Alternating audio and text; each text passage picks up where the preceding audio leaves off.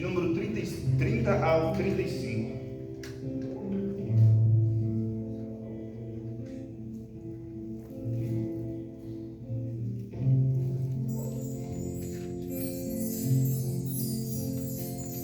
Para os que ainda não me conhecem, meu nome é Robinho, tenho 27 anos, sou do Norte Mineiro e é uma alegria imensa estar aqui para poder pregar a poderosa palavra de Deus para vocês. Esta que tem poder para transformar, para libertar, para restaurar, para renovar, para nos fazer, nós nos tornarmos novas pessoas, novas criaturas, segundo o coração de Deus. Vou ler aqui para vocês. Está escrito assim: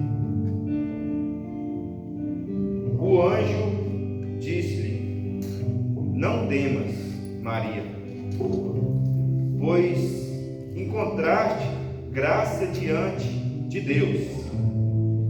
Eis que conceberás e darás à luz um filho, e lhe porás o nome de Jesus. Ele será grande e será chamado Filho do Altíssimo, e o Senhor Deus lhe dará o trono de seu pai Davi, e reinará eternamente na casa de Jacó, e o seu reino não terá fim.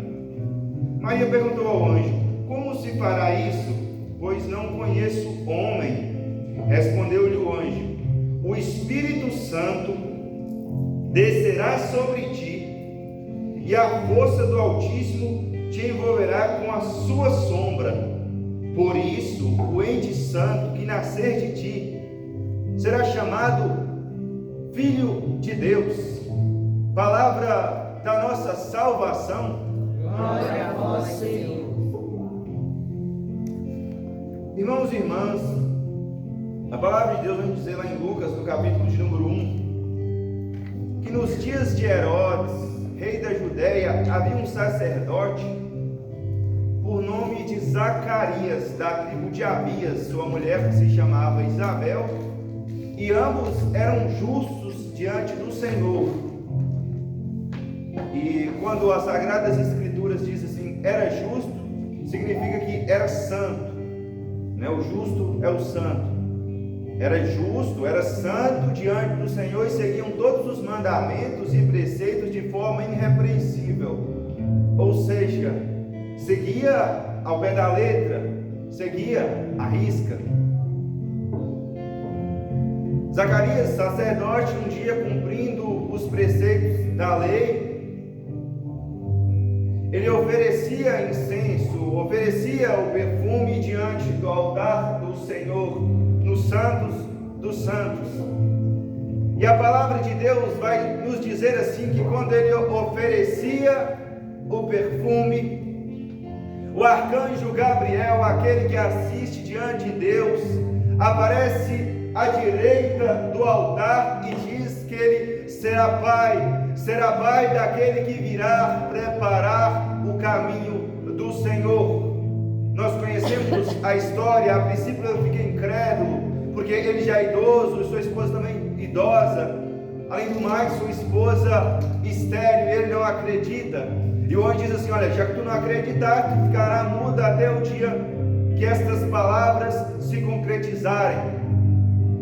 6 meses depois, este arcanjo, aquele que assiste diante de Deus, ele aparece para uma virgem desposada em casamento com um homem chamado José, da casa de Davi. E a virgem, quando vê o anjo, fica assustada.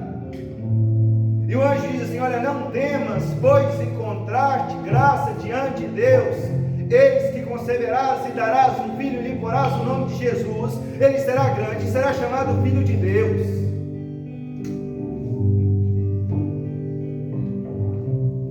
A princípio, ela fica não incrédula, mas pergunta ao anjo: como isso acontecerá, já que eu não conheço homem algum? O anjo diz: a sombra do Onipotente te cobrirá, e o ente santo que nascer de ti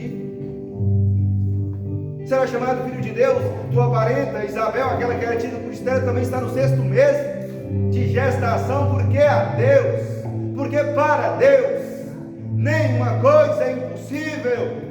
Eu vou repetir, porque para Deus nenhuma coisa é impossível. Irmãos e irmãs, talvez nós olhamos muitas das vezes para a nossa vida, para a nossa situação, quando nós estamos passando por uma dificuldade e começamos a ficar incrédulos. Quando nós não vemos uma luz no fim do túnel, nós começamos a duvidar. Nós, por um instante, esquecemos que temos um Deus que nunca perdeu uma batalha, um Deus que não sabe o que é perder. Mas Deus é poderoso. Ele é poderoso para fazer infinitamente mais na nossa vida, independentemente da situação que nós estejamos vivendo. Nunca duvide o quão Deus pode fazer na tua vida. Ele pode fazer uma reviravolta na tua vida de uma hora para outra. E a palavra de Deus vai nos dizer assim, que a Virgem Maria diz assim: faça-se em mim segundo a tua palavra. Infelizmente Zacarias não disse isso. Faça-se em mim segundo a tua palavra, e o anjo deixou. A palavra de Deus diz que a Virgem Maria, naqueles mesmos dias, ela parte apressadamente para as montanhas de Judá, lá em Ai-Carim, e diz que ela chega na casa de sua prima Santa Isabel, e ela saúda sua prima. E quando sua prima escuta a saudação da Virgem Maria, ela diz assim: de onde me vem esta honra de vir a mim, a mãe do meu Senhor? Pois assim que a tua saudação chegou em meus ouvidos, a criança, ou seja, São João Batista, estremeceu no meu seio. Bem-aventurada és tu, pois acreditou nas promessas de Deus.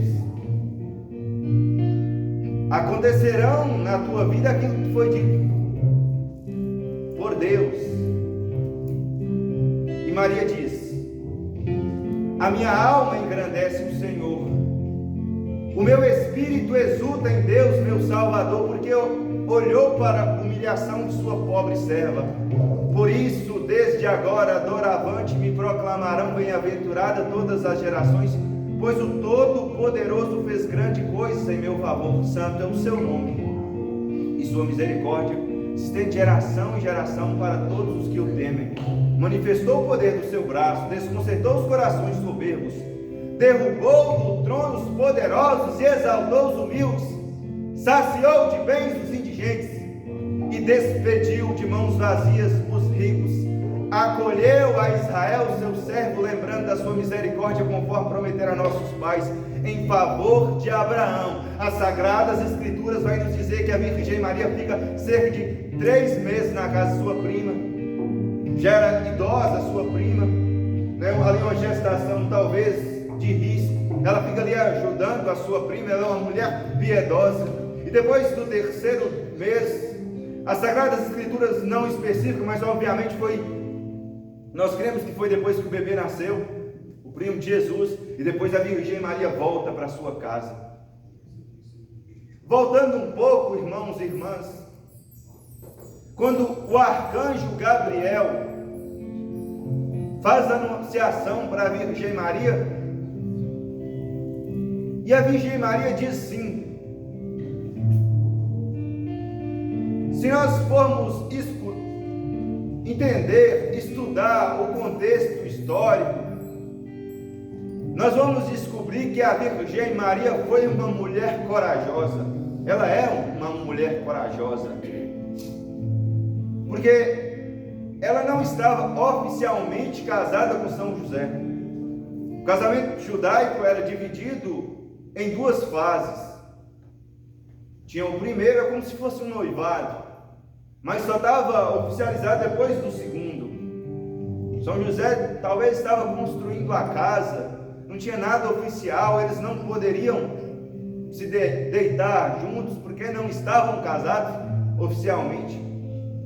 E ela ia ficar grávida.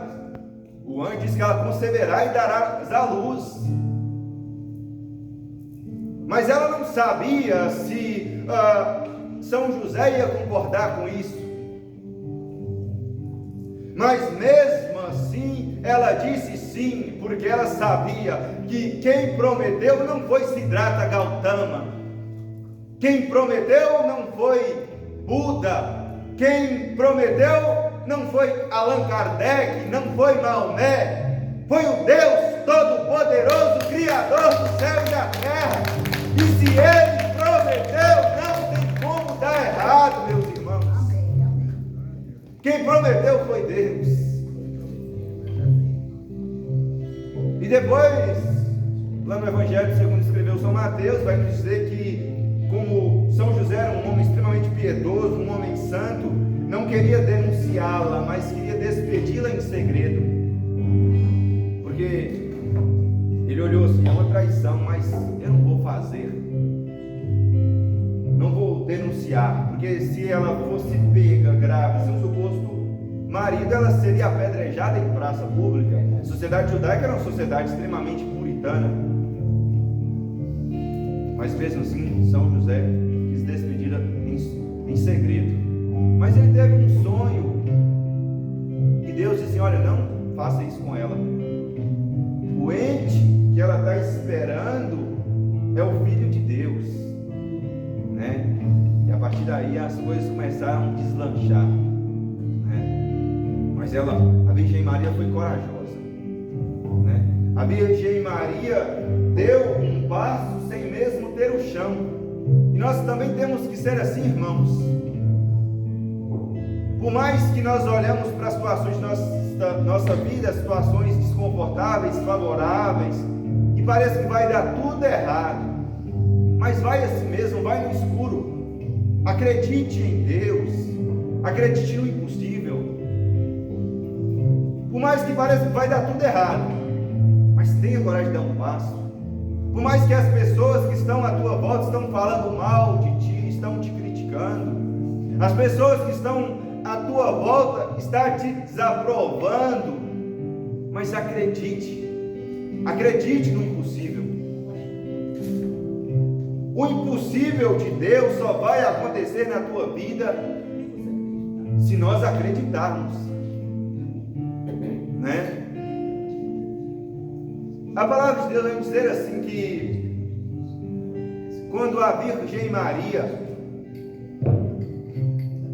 ela estava prestes a dar à luz, ali nos últimos meses de gestação, o imperador César Augusto abre um decreto dizendo assim, que todos deveriam fazer um recenseamento, cada qual em sua terra, como São José, que é o patriarca, que é o líder da família da casa de Davi, né, descendente de Davi, e Davi é da pequena aldeia de Belém. Eles deveriam ir para Belém para fazer esse determinado recenseamento. E eles vão para Belém. E quando chega ali em Belém, muita gente de fora tinha chegado na cidade também, naquela pequena aldeia, aquela pequena cidade. E eles não encontraram moradia. As pensões, algum tipo de local que eles podiam repousar, infelizmente estavam todos cheios. Até os seus próprios parentes não aceitaram. Estava tudo cheio. E eles ali já numa tentativa desesperada, a criança prestes a nascer, eles vão para um determinado local que se cuidava de animais. E a criança vai ter que nascer ali. Eu fico imaginando assim, São José e a Virgem Maria orando aos céus, pedindo a Deus uma orientação, onde colocaremos a criança?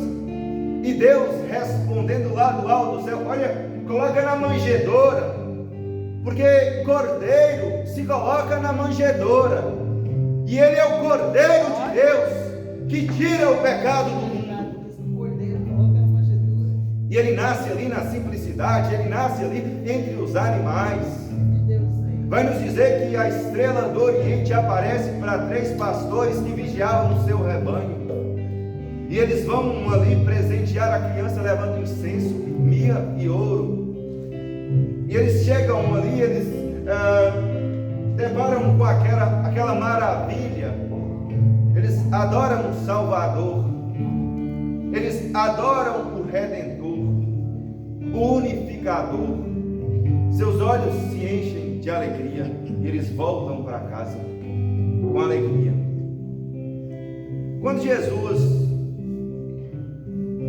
está no 8º dia de nascimento, a Sagrada Escritura, São José e a Virgem Maria levam Jesus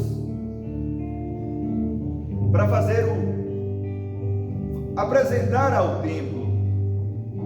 Segundo as 613 leis judaicas, uma dessas 613, quando nascia um varão, um macho, deveria levar no 8º dia, depois do 7º dia. Mas se fosse uma mulher, com 40 dias. E como eles seguiam certinho a lei, eles levaram ali no templo. E a palavra de Deus vai nos dizer que quando São José e a Virgem Maria estavam apresentando o menino ali no templo, o Espírito Santo falou para um profeta chamado Simeão que a criança, o Salvador, estava ali. Vai dizer assim, que impelido pelo Espírito Santo, São Simeão vai ver a criança. E São Simeão, quando vê a criança, se alegra, se rejubila, e pega a criança nos braços e suspende, e diz assim: agora, Senhor, podes despedir o teu servo, porque os meus olhos viram a tua salvação que o Senhor preparaste para o teu povo. E diz assim, que essa criança será motivo de soerguimento para muitos homens em Israel, mas também de queda. Soerguimento para o céu, para aqueles que ouvirem a tua palavra, para aqueles que quiserem de fato caminhar no caminho do Senhor, irão para o céu. Mas infelizmente, para aqueles que fizerem pouco caso dele, aqueles que fizerem pouco caso da palavra de Deus, será motivo de queda, para aquele local lá que nós sabemos, onde haverá choro e ranger de dentes. São Simeão já deixa bem claro que existe, nem todas as pessoas irão para o céu.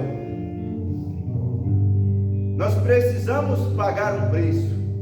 Nós precisamos seguir a doutrina da igreja. Nós precisamos seguir as sagradas escrituras. Nós precisamos obedecer a Cristo. Ele é o Verbo de Deus. Ele faz milagre, ele faz prodígio, ele faz sinais, mas acima de tudo, ele deixa um ensinamento. Ele deixa um manual para nós seguirmos, que se assim seguirmos, conseguiremos entrar no reino dos céus, mas com a graça dele. É ele que nos dá força. Ir para o céu não é fácil, gente. Só entra no reino dos céus aquele que é santo. E santidade custa um alto preço. Santidade arranca pedaço. Lá no Evangelho segundo escreveu São Mateus, lá no capítulo de número 7, no verso de número 13 e 14, se eu não me engano, vai dizer assim que a porta da salvação ela é estreita, já da perdição é larga. Da salvação são raros que conseguem passar. O que é raro, meus irmãos? Raro é ganhar na loteria. Raro é encontrar uma pedra de diamante. Ou seja, são poucos que conseguirão alcançar a salvação. Já da perdição é estreita, ou é larga, perdão. Ela é espaçosa e numerosos os que passam por ela. Por quê? Porque a maioria das pessoas se perderão. E é uma realidade, infelizmente, a maioria das pessoas que nós nos deparamos na rua, claro que nós não podemos julgar ninguém, só Deus sabe a realidade de cada um, mas a maioria das pessoas estão um pouco se lixando para as coisas de Deus. A maioria das pessoas não bebe os 10 mandamentos, e nós sabemos que se nós infligir qualquer um dos 10 mandamentos, nós estamos em pecado mortal, e o catecismo da Igreja Católica vai dizer que aquele que morrer em pecado mortal, e o juiz não passa, desce direto para o quinto dos infernos, literalmente, né? Hoje você olha para as pessoas, a grande maioria das pessoas, eu falo com autoridade, a maioria esmagadora não bebe a castidade, não obedece o 6º mandamento. É a maioria. A maioria não coloca Deus em primeiro lugar. Primeiro é a festa, primeiro é o churrasco, primeiro é o aniversário, primeiro é a balada, e se der tempo eu vou para a casa de Deus. Se der tempo, e olhe lá, eu vou para a presença de Deus. A maioria das pessoas não alcançarão o reino dos céus, irmãos. Não precisa ser muito inteligente para perceber isso, não. Não precisa ter muita sabedoria, né? E a palavra de Deus vai nos dizer também que São Simeão fixa os olhos na Virgem Maria e diz assim que uma espada de dor transpassará a tua alma. E nós, irmãos, nós sabemos o momento vai ser isso. Vai ser lá no Calvário. Os santos da igreja vai nos dizer que a dor do nosso Senhor Jesus Cristo foi uma dor física, claro que foi uma dor na alma também, mas vai dizer que a Virgem Maria foi uma dor na alma. Uma espada de dor transpassou a tua alma. E quando ela via os algozes espancando o teu filho, batendo no teu filho, o profeta Isaías tinha profetizado que bateu tanto que até as costelas nosso Senhor Jesus Cristo saiu para fora, estava à mostra. Santa Brígida vai nos dizer que levou 5.480 socos na cara. E a Virgem Maria de pé, de cabeça erguida, estava chorando, mas estava de cabeça erguida, estava de pé. E é assim que nós devemos nos portar, irmãos, diante das tribulações, diante das dificuldades da vida. Nós temos que nos mantermos de cabeça erguida, como a Virgem Maria. Se for para chorar, que chore, mas fique de cabeça erguida, não desista. Olha para a mãe de Deus. A mãe de Deus não desistiu. Por que tu tem que desistir, meu irmão? Por que tu está com essa mentalidade, com essa vontade de desistir da obra de Deus, desistir do teu ministério? Eu não vou no grupo de oração porque todo sábado é a mesma coisa. Eu não vou porque tem pouca gente. Não interessa, tu tem que ir pelo Deus de Israel. O catecismo da Igreja Católica vai nos dizer que nós fomos feitos para amar a Deus, para adorar a Deus e para servir a Deus. E qualquer coisa que nós estejamos fazendo que não esteja seguindo uma linha paralela para com isso, não é vontade de Deus. Independentemente se tu gosta do padre ou não, da coordenadora ou não, tu tem que ir. Não por pessoas, as pessoas são falhas, mas tu tem que ir pelo teu Deus, Jesus Cristo, que morreu na cruz por ti. Talvez as pessoas são falhas, mas o seu Deus não. E é na igreja que tu encontra o Cristo. É ali que tu encontra Jesus, no sacrário. Ele está te esperando para tu adorá-lo em espírito e em verdade. Vai nos dizer assim também que ali no templo havia uma profetisa chamada Ana, filha de Fanuel, da tribo de Aser, que servia a Deus noite e dia, com jejum e orações. E diz assim que seu coração se encheu de alegria quando ela viu o Salvador. E diz assim que depois que ela viu o Salvador, depois que ela viu a criança, ela contava para todos sobre aquela criança, todos aqueles que passavam ali pelo templo. E eu quero convidar você que comece a contar para os seus irmãos, para as pessoas da tua casa, sobre Jesus. Seja como Ana, seja como a filha de Fanuel. Comece a falar sobre Jesus para as pessoas, mas fale com entusiasmo, fale com alegria, que as pessoas que estão à tua volta te vejam e pense assim: olha, aquela pessoa é diferente. Aí quando ela for investigar mais a fundo, ela vai descobrir que ela é diferente, porque ela tem Jesus. Ela tem o amado da alma dela. Lá em Cântico dos Cânticos vai dizer assim: que eu sou do meu amado e meu amado é meu. E essa verdade ela tem que refletir para as outras pessoas, as pessoas que estão em nossa volta. Vai nos dizer assim também, irmãos, eu já vou para o final, que quando o menino Jesus faz 12 anos de idade, quando se encontrava com 12 anos de idade, eles vão para Jerusalém, para a festa em Jerusalém. Eles faziam isso anualmente, e quando Jesus faz 12 anos não é diferente. E eles vão para Jerusalém, eles sobem de Nazaré para Jerusalém, se eu não me engano, para a festa da Páscoa, a festa das colheitas.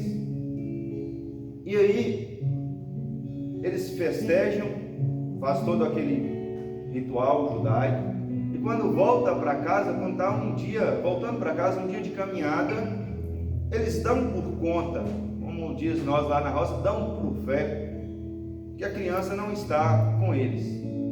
E nós muitas das vezes nós olhamos para esta passagem, para essa situação, é Lucas capítulo 2, e dizemos assim: puxa vida, São José e a Virgem Maria foram irresponsáveis,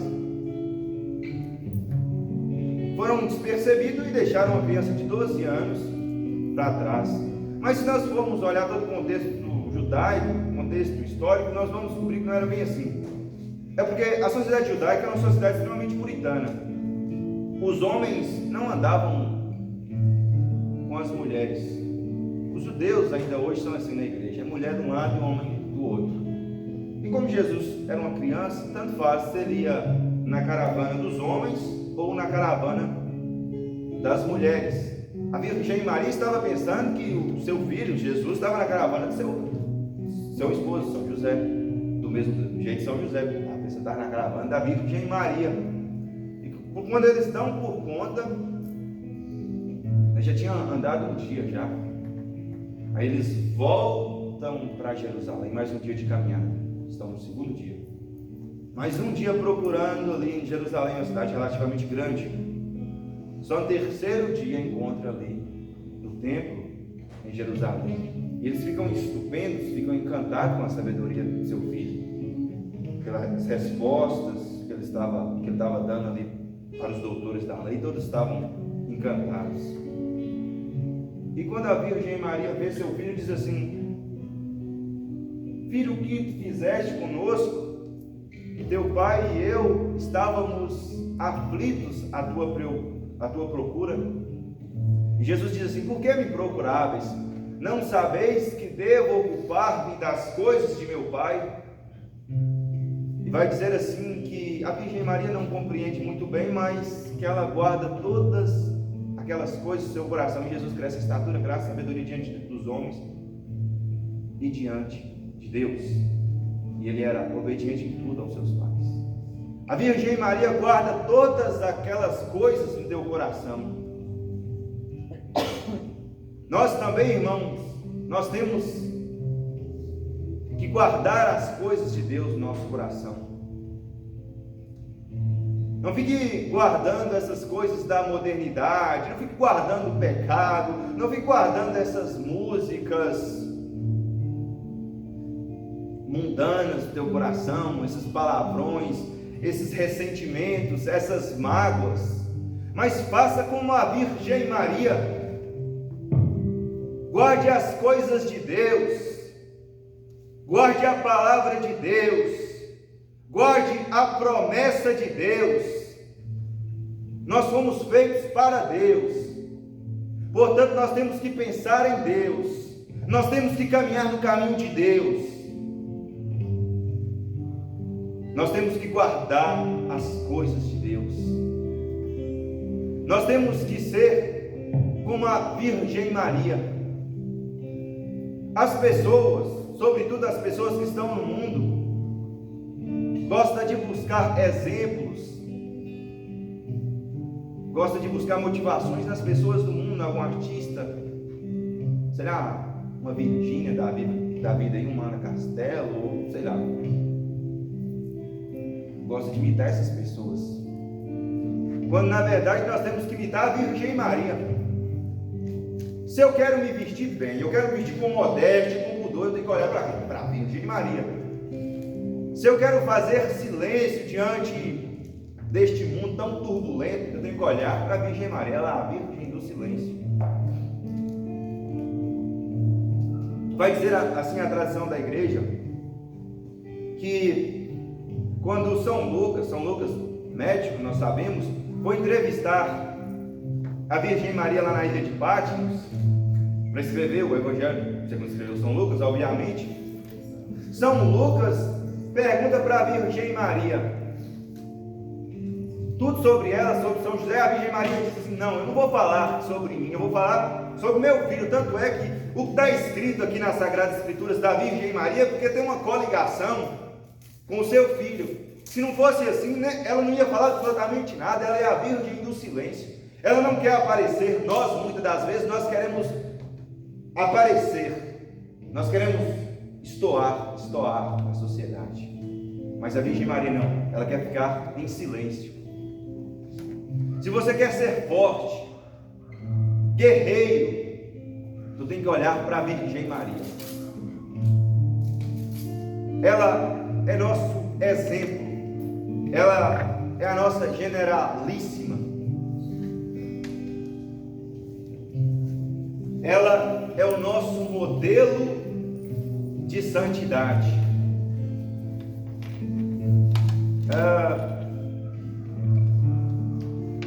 Ela é uma certeza. Se nós seguirmos ela, é uma certeza que nós vamos para o céu. Nós temos um modelo, é olhar para a Virgem Maria, é seguir os passos da Virgem Maria. Lá em João, capítulo de número 2, ela vai nos dizer assim, faça tudo o que ele vos disser. Ou seja, a devoção à Virgem Maria é uma devoção cristocêntrica. Se nós estivermos seguindo a Virgem Maria, as suas mensagens, obviamente as mensagens que são reconhecidas pela igreja, é uma certeza que tu vai alcançar o Rei dos Céus, porque ela é uma seta que está apontada para Deus,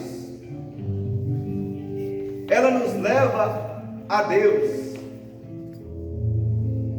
O mundo, o universo, as constelações não pode conter Deus. Deus é tão grande, que não cabe na nossa mente. A nossa psique não pode compreender o tamanho de Deus. Nada pode conter Deus, mas o seio, o ventre da Virgem Maria pode conter Deus, pode conter Deus. Nós olhamos para os santos da igreja, nós olhamos para determinados santos, São Francisco de Assis, São Padre Pio, Santa Teresa de Ávila e tantos outros santos que alcançaram a 7ª morada da santidade. Mas nós olhamos para a Virgem Maria, por mais que esses santos foram extremamente santos, nós olhamos para a Virgem Maria e começamos a ter uma expansão de consciência. Puxa vida, ela foi muito maior do que esses. Ela é nosso modelo, gente. Ela é a nossa generalíssima. Nós temos que a seguir. Nós temos que criar uma devoção a ela. Nós temos que consagrar a ela. Nós temos que seguir os nossos passos. São Luís Maria Grião de Montfort vai nos dizer assim que no final dos tempos ela seria mais amada, mais conhecida e mais honrada. Eu quero que vocês fiquem de pé e comecem a repetir comigo: mais amada, mais honrada, e mais conhecida, mais amada, mais honrada, e mais conhecida. Cantar uma música para ela aí. Deixa eu cantar. Quem é essa? Que avança como a aurora, temível como exército, em ordem de batalha. Nós temos uma voz.